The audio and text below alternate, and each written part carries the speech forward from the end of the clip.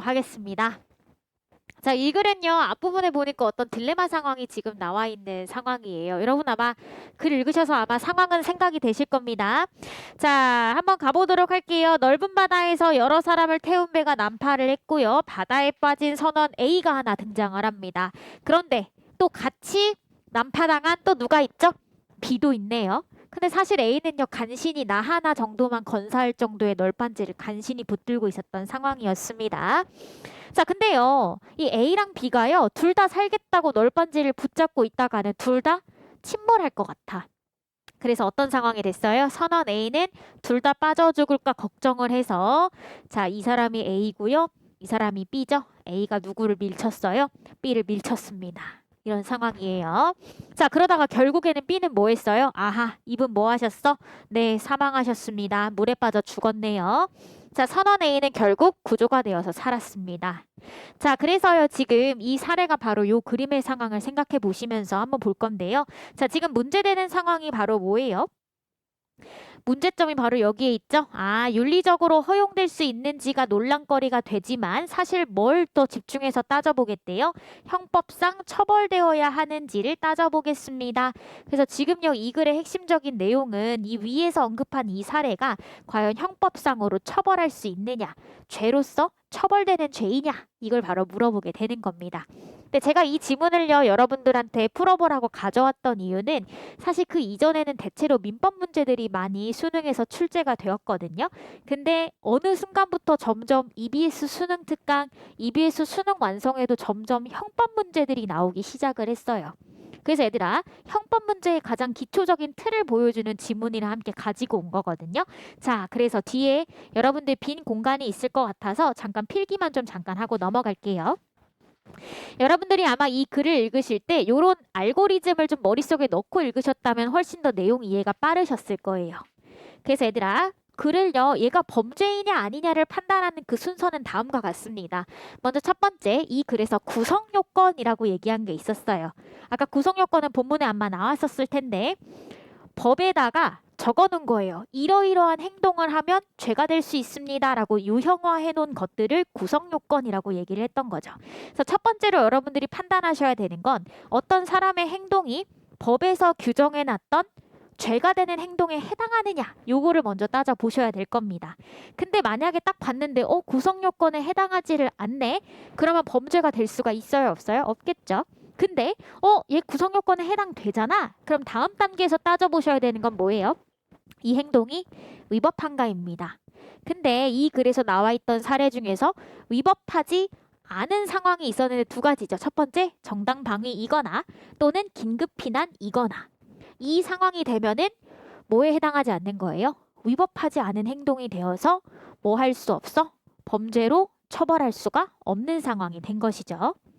자, 근데 얘들아, 주의하셔야 되는 게 있어요. 아무리 정당방위가 되었고 긴급피난이 되어서 처벌되지 않는다 할지라도 이들의 행동 자체는 구성요건에 해당돼요, 안 돼요? 해당되니까 지금 위법성 요소를 판단하러 넘어온 것이죠. 그래서 주의하셔야 됩니다. 이 글에서는요, 여러분들이요, 이 여기서 범죄를요 따질 때 사용하는 세 가지의 기준을 각각 하나를 순서대로 알고리즘으로 판단하느냐, 아니면 그냥 병렬적으로 나열된 관계로 파악하느냐, 요거에 따라서 여러분들이 헷갈리게끔 문제를 구성을 해놨거든요. 그래서 주의하셔야 되는 겁니다. 자, 그래서 얘가 위법한 행동을 했네. 그럼 마지막으로 따져봐야 되는 게 뭐예요? 그 위법한 행동과 구성요건에 해당하는 행동을 한 것에 대해서 책임을 물을 수가 있느냐? 책임을 물을 수가 없네요? 그럼 무슨 상황이 되는 거야? 이 글에서 언급했던 카르네아데스의 널판지의 상황이 되는 겁니다. 자, 그 다음에요. 마지막에 예스가 되면 뭐야? 최종적으로 범죄가 성립하는 것이죠. 그럼 정리하면 범죄가 성립을 하려면 뭐도 있어야 돼? 구성요건 해당해야 되겠죠? 뭐도 해야 돼요? 위법해야 되겠죠? 마지막으로 뭐도 있어야 돼요? 책임도 있어야 돼요. 요 세 가지 요소가 다 있어야만 비로소 범죄라고 할 수 있는 거고, 이 셋 중에 하나라도 해당되지 않으면 범죄가 될 수 있다, 없다? 없다. 그 얘기인 겁니다. 그래서 얘들아, 이 글을 읽으실 때 요 구조를 머릿속에 넣어 놓으시고 이제 같이 한번 읽어보도록 할게요. 자, 그럼 얘들아, 다시 앞으로 가셔서요, 두 번째 문단부터 한번 가보도록 하겠습니다. 자, 범죄의 정의가 나왔는데요. 하나, 둘, 세 가지로 나와 있죠. 자, 제가 항상 얘기했습니다. 어떤 개념이 등장하게 되면요. 반드시 뭐로 쪼개서 읽어라? 요건들로 쪼개서 읽어야 하겠습니다. 우리 아까 전에 살펴봤던 거네. 구성 요건에 해당한지, 위법한지, 유책한지 요 세 가지 요소가 모두 갖추어져야만 무엇이라고 할 수 있다? 범죄가 성립한다. 얘들아, 이 얘기 한번 잘 볼게요. 세 가지 요소 중에 하나라도 빠지면 범죄는 성립하지 않는다래. 질문할 거예요. 그럼 앞에 있는 이 세 가지 요소는 범죄 성립에 있어서 충분 조건이 되는 걸까요? 아니면 필요 조건이 되는 걸까요? 생각해 보셔야 돼요. 자, 지금 이 문장을요. 그대로 한번 표로 바꿔볼게요. 자, 구성 요건에 해당하지 않거나 또는 위법성에 해당하지 않거나 또는요. 책임을 물을 수 없다면 그것은 뭐가 될 수 없다? 범죄가 될 수가 없다. 요 얘기인 거잖아요. 여러분들 1학년 때 열심히 공부하셨던 대우명제로 바꿔서 생각을 해보시면 자, 범죄는 그럼 뭐라는 거야? 얘도 있어야 하고 and, 2도 있어야 하고 and, 3도 있어야 합니다. 이 얘기가 되겠네. 따라서 1번, 2번, 3번은 다 범죄의 필요 조건이 되는 것들이죠. 그쵸?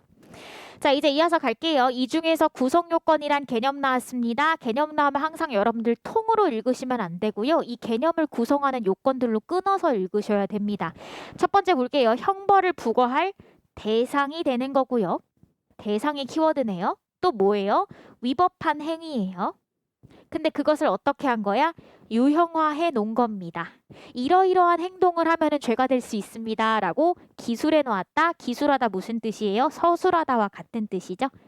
자, 그럼 밑으로 한번 볼게요. 예시 등장합니다. 사람을 살해한 자는 사형 또는 무기 또는 5년 이상의 징역에 처한다라고 규정을 하는데 사람을 살해하는 행위를 한 것이 바로 뭐가 되는 거예요? 구성 요건이 되겠습니다. 그럼 질문할게요. 자, 1문단에 있었던 사례에서 선원 A는요. 결국 B를 살해한 것이죠. 그럼 얘들아, 선원 A의 행동은 구성 요건에 해당하니? 해당합니다. 왜? 사람을 살해했으니까요. 그죠? 자, 이제 이어서 갈게요. 자, 그런데 구체적인 사실이 구성 요건에 해당한 때에는 어때요? 일반적으로 위법하대요.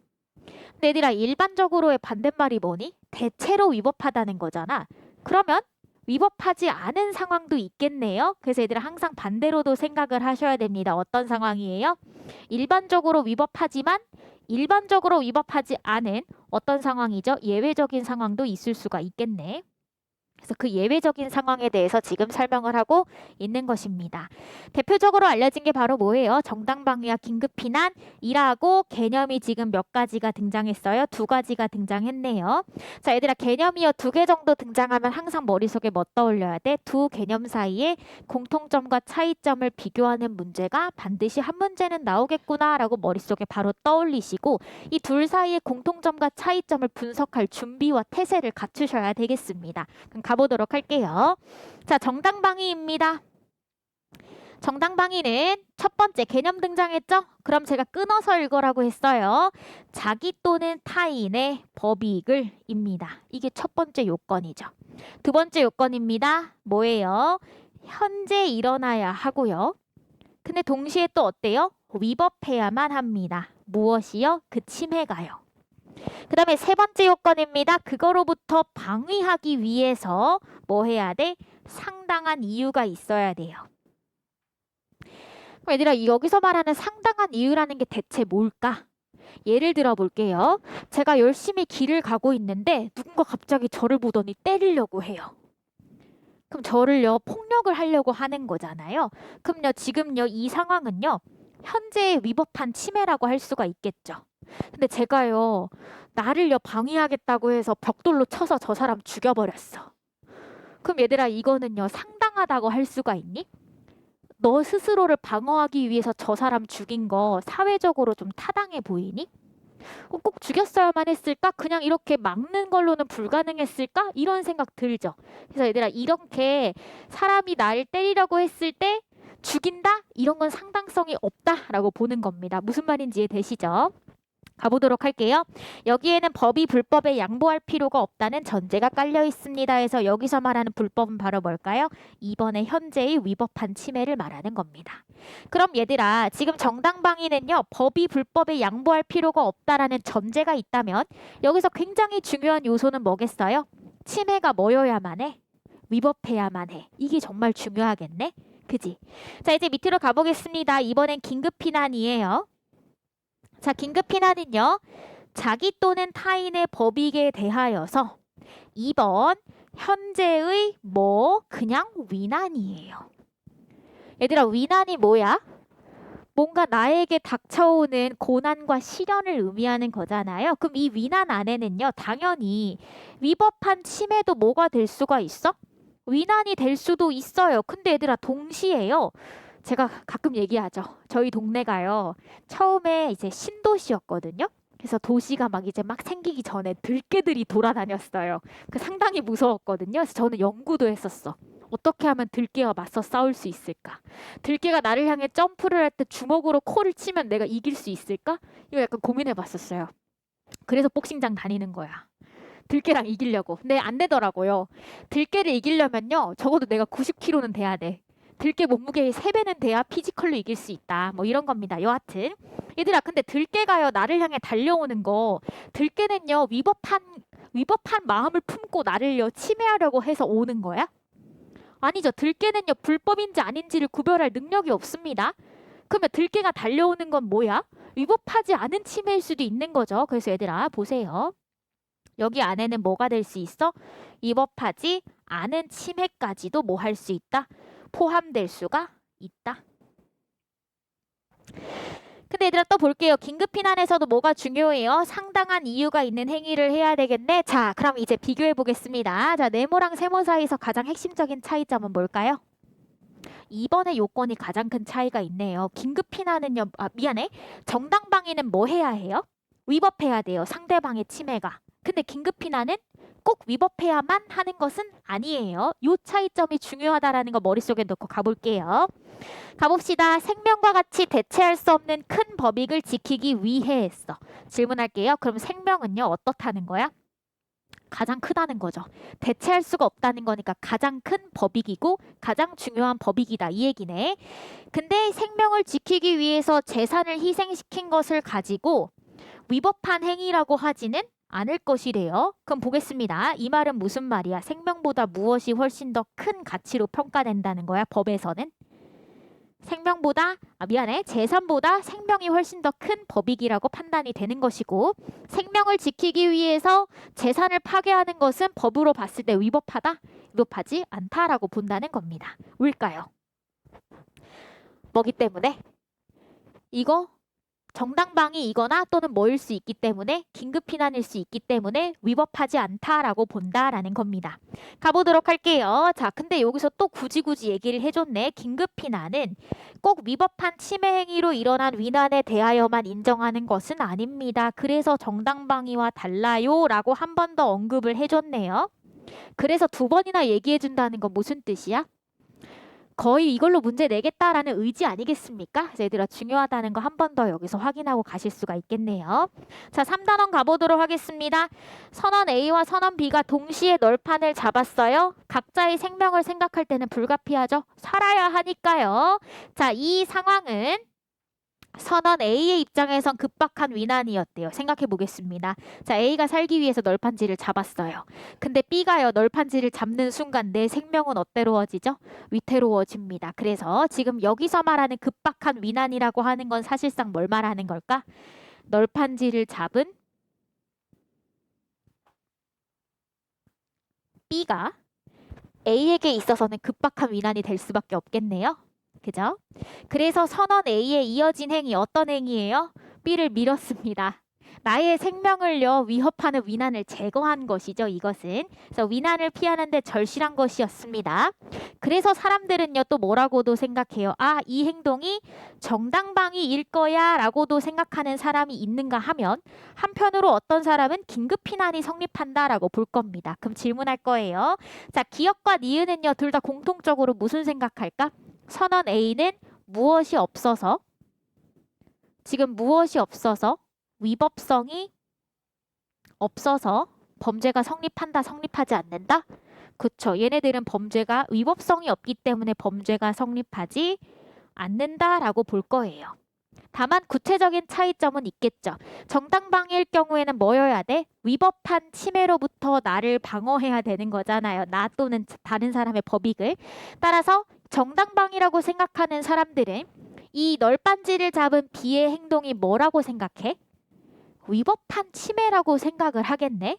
그래야만이 정당방위가 되니까. 반면에 얘들아, 긴급피난이라고 생각하는 사람들은요, 이 널판지를 잡은 B의 행동이 뭐라고 봐요? 위난이라고 보겠네요. 차이점 이해되시죠? 자, 가보도록 할게요. 근데 이 글에서는 뭐라고 얘기해? 그 어느 쪽도 아니야, 응 아니야 라고 답하고 있습니다. 그럼 대체 왜 아닌지를 알아야 되겠죠? 가보도록 하겠습니다. 자, 우선요, 정당방위 요건을 생각을 했을 때 위난에 빠진 선원 B의 행위에 대한 A의 행위를 정당방위로 볼 수가 없대요. 이게 무슨 말인가 싶죠. 자, 그럼 생각해 보겠습니다. 정당방위 요건은 아까 뭐로부터 나를 방어해야 되는 거였어? 상대방의 위법한 침해로부터 나를 방어를 했었어야 된다는 거죠. 근데 얘들아, 위난에 빠진 선원 B의 입장에서 한번 생각해 볼게요. 자, 우리 아까 전에요, 이런 얘기 봤었습니다. 뭐 했어요? 생명과 같은 더없이 중요한 것을 지키기 위해서 재산을 침해하는 것은 위법하지 않다라고 봤습니다. 그럼 생각해 볼게요. 그럼 얘들아, 선원 B가 살기 위해서 널빤지 잡은 행위 위법하니? 위법하지가 않죠. 그래서 얘들아, 여기서 말하는 건 무슨 말이야? 아, 지금 이 선원 B의 행동이 무슨 행동? 그렇죠. 널판지를 잡는 행동이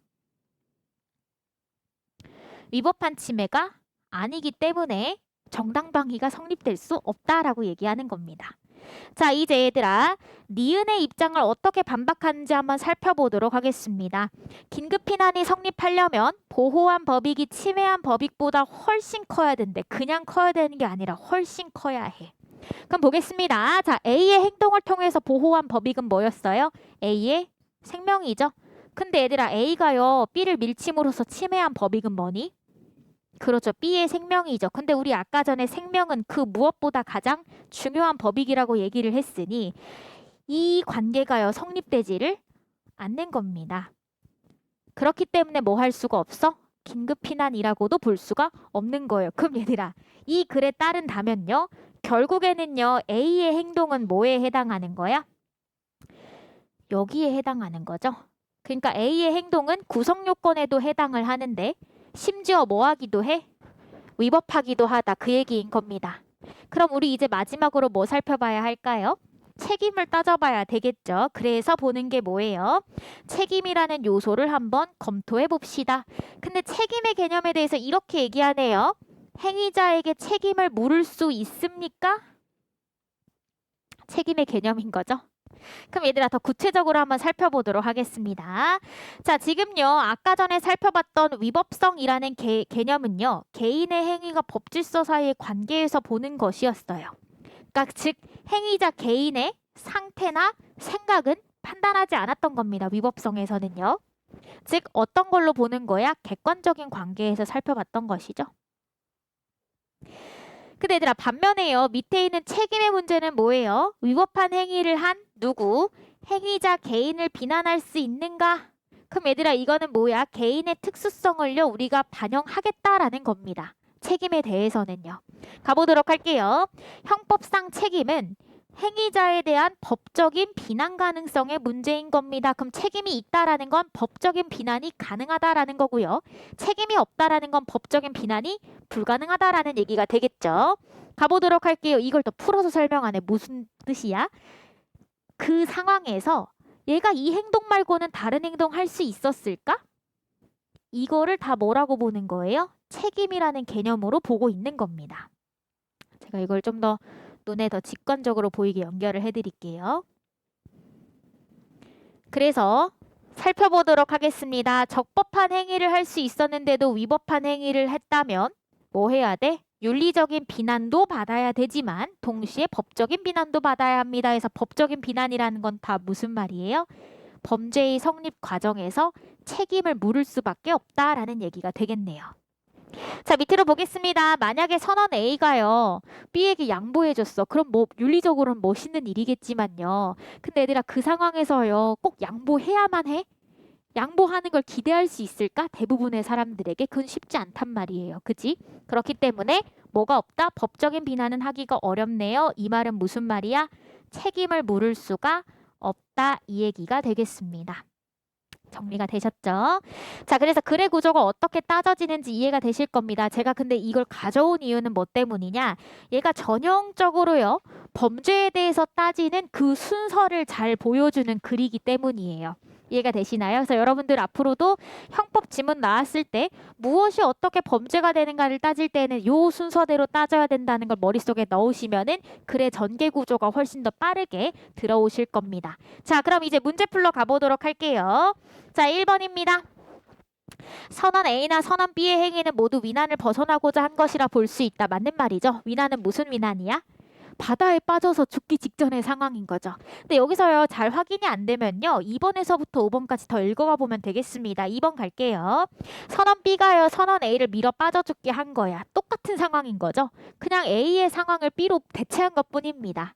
근데 얘들아, 이 경우에도요, B는요, 범죄가 되지 않겠죠. 마찬가지로 뭐에서 물을 수가 없어서? 책임을 물을 수가 없어서. 따라서 2번 탈락. 3번입니다. 얘들아, 우리 구성요건에 해당하죠? 구성요건에 해당하니까 뭐 한 거야? 위법성 따지고 책임을 따졌던 겁니다.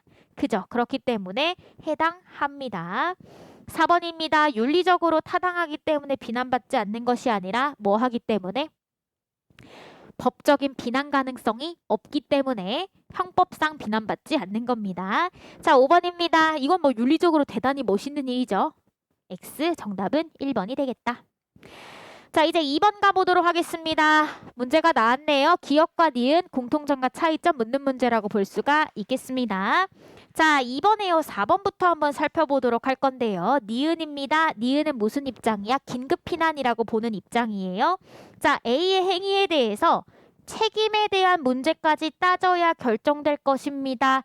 라고 한다면 얘는요, 무엇을 인정한다는 거야? A의 행위의 뭘 인정한다? 위법성을 뭐 한다? 인정한다 라는 겁니다. 그런데 우리 아까 전에요, 이렇게 정리했었죠. 기억과 니은은 둘 다 뭐 하기 때문에 위법성이 없기 때문에 범죄에 성립하지 않을 거다라고 결론을 내릴 거라고 했었던 거 기억나시죠? 그렇기 때문에 4번은 바로 틀렸구나. 자, 나머지 1번 왜 맞는지 보겠습니다. 얘들아, 기억에서요, 중요한 요건 중 하나가 뭐였었어? 현재의 위법한 침해로부터 자기 또는 타인의 법익을 보호하기 위한 것이어야 했으니 당연히 그 행위가 위법하다고 주장을 하겠죠. 2번입니다. 현재의 자기에게 닥친 침해를 해결하려고 한다. 맞는 말이죠? 이게 바로 뭐야? 정당방위의 구성 요건이었습니다. 3번입니다. 니은은 선언 B의 행위가 위법하다고 주장할 필요가 없었죠. 왜일까요? 니은은 뭐이기만 하면 되니까? 그냥 위난이기만 하면 됐었잖아. 긴급 피난은요, 꼭 위법한 침해일 필요가 있었나요? 없었습니다. 그렇기 때문에 이런 주장 굳이 할 필요가 없었네요. 5번입니다. 얘들아, 기억과 니은 사이에서요, 제가 개념을 나눴을 때 3번 동그라미 했던 거 보이실 겁니다. 앞으로 잠깐 가볼까요? 자, 기억과 니은 사이에 3번의 요소가 다 뭐야? 둘 다 상당한 이유가 있어야 되네. 공통점 물어보는 문제였습니다. 그렇기 때문에 얘들아, 마지막에 5번 어때요? 맞는 말이 되겠습니다. 정답 몇 번? 4번이네요. 자, 이제 3번 가보도록 하겠습니다. 책임에 대한 설명으로 가장 적절한 것인데요. 정답부터 보겠습니다. 3번 한번 살펴볼까요? 선언 A의 책임 유무를 따지는 것은 생명에 대한 위난을 피하기 위해 위법하다고 인정되기 때문이다. 맞는 말이죠. 만약에요, 위법성이 인정되지 않았다면요, 굳이 책임 따질 필요 있어요? 없어요? 없었던 거 기억나실 겁니다. 자, 1번 보도록 할게요. 얘들아, 구성요건에 해당되지 않는 행위를 굳이? 구성요건에 해당 안 되면 뭐야? 그냥 바로 범죄가 될 수 없습니다. 그래서 얘들아, 책임이 인정되지 않는다? X. 인정되는지 아닌지는 알 수가 없죠. 왜? 일단 여기에서 그냥 끝나는 거니까. 더 이상 따지지 않으니까 뒤에 이게 있어도요, 우리가 더 이상 따질 필요 있어요? 없어요? 없는 상황이 되는 것이죠. 그쵸? 그래서 얘들아, 1번은 틀렸다.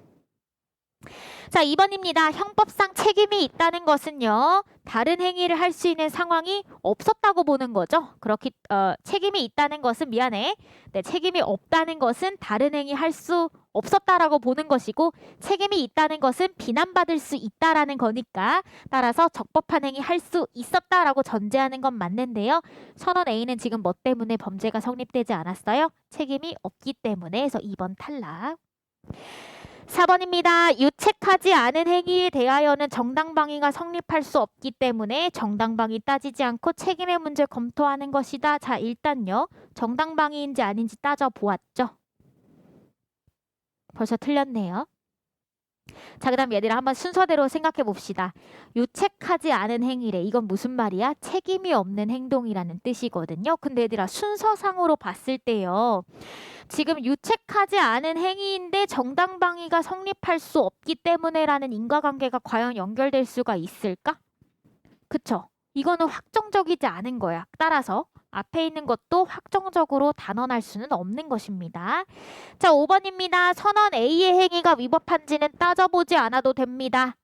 그런가요? 따져보지 않아도 되나요? 얘들아 일단요 구성 요건에 해당했잖아. 우리 아까 전에 봤을 때. 그럼 이제 뭐 따져봐야 돼? 위법한지 따져봐야 되죠. 그래서 따져봤더니만 얘도 아니고 얘도 아니니까 비로소 책임을 물을 수 있는지를 봤던 거잖아요. 따라서 얘들아 살펴보도록 할게요. 따져보지 않아도 된다. 일단 틀렸고요. 또 뭐 때문에 틀렸을까요? 책임이라고 하는 개념은 행위자에게 윤리적 비난 가능성을 검토하는 것이 아니라 법적인 비난 가능성을 검토했던 것이었죠. 따라서 정답은 몇 번이 된다? 3번이 된다. 이렇게 고르실 수가 있겠습니다.